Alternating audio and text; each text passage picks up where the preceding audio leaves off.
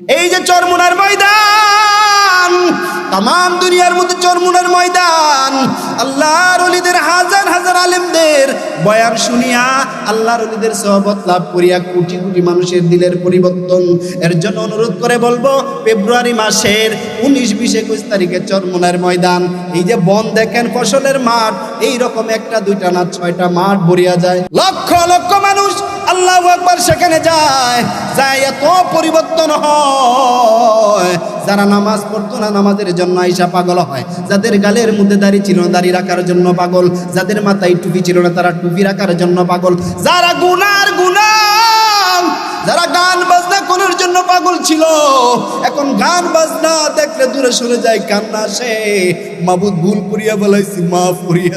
যারা সুদ খাইতো এখন আর সুদ খায় না, যারা ঘুষ খাইতো ঘুষ খায় না, যারা বেপরদা করতো করে না, এখন আমার আল্লাহর জন্য পাগল, এখন আমার মদিনাওয়ালার সুন্নতের জন্য পাগল, কিভাবে মাওলাকে রাজি খুশি করিয়া কবরে যাওয়া যায় এটার জন্য পাগল।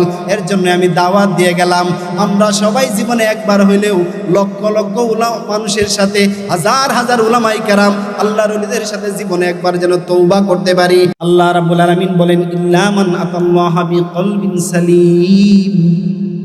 এ বান্দা সকল সবাই জানিয়া রাখিও, 3.5 হাত বডির মধ্যে আল্লাহ রাব্বুল আলামিন তোমার একটা গোস্তের টুকরা দিয়েছে, নাম হলো কলব। এই বান্দা যখন কোনো গুনাহ করে, বান্দা যখন কোনো গুনাহ করে, নামাজের সময় হলে বান্দা যখন নামাজ ছেড়ে দেয়, নামাজ যখন আদায় করে না, কলবের মধ্যে একটা কালো দাগ হয়।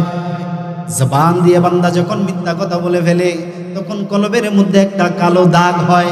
বান্দা যখন কোনো অকারেন্স, কোনো গুনার কাজ, অন্য নারীর দিকে তাকায়, বেপনার দিকে একবার গান বাজনা করে এবং তাকায়, তখন আস্তে আস্তে কলবের মধ্যে কালো টাকচার পড়তে থাকে, চা খাইতে থাকে, দোকানের মধ্যে যায় টেলিভিশন দেখতে থাকে, নারীদেরকে নাচানাচি দেখতে থাকে, সুদের সাথে সম্পৃক্ত হয়, আবার ঘুষ খায়, আরামের জন্য পাগল, নামাজ পড়ে না, রমজান মাসে রোজা রাখে না, সেহরি খায় না, তারাবি পড়ে না, কোরআনের তেলাওয়াত নাই, জিকির আজকার নাই, আরামের কোনো প্রমিস নাই, কোনটা হালাল কোনটা হারাম বান্দা চিনেও না, চিনার চেষ্টাও করে না। এইগুলা না চিনার কারণে, আমল না করার কারণে বান্দার কলবের মধ্যে কালো দাগ পড়তে পড়তে এই কলবটা টার্চারিং পড়ে যায়, টর্চার হয়ে যায়, টর্চারিং পড়ে যায়। এই যে কলবটা, এইটা পরিষ্কার এমনিতেই হবে না। আল্লাহর নবী সাল্লাল্লাহু আলাইহি সাল্লাম বলেন, উম্মতেরা রে, দুনিয়ার জমিনের মধ্যে যদি জামা কাপড়ের মধ্যে ময়লা হয়, ময়লা হয়নি? কার কার হয় একটু হাত উঠান তো দেখি।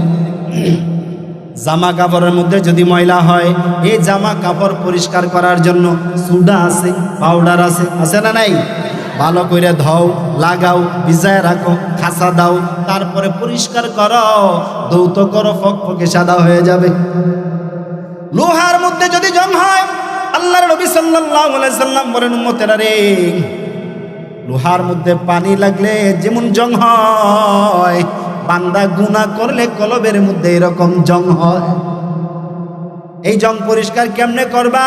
বেশি বেশি করে মৃত্যুর কথা স্মরণ করবা, কোরআনুল কারীমের তেলাওয়াত করবা।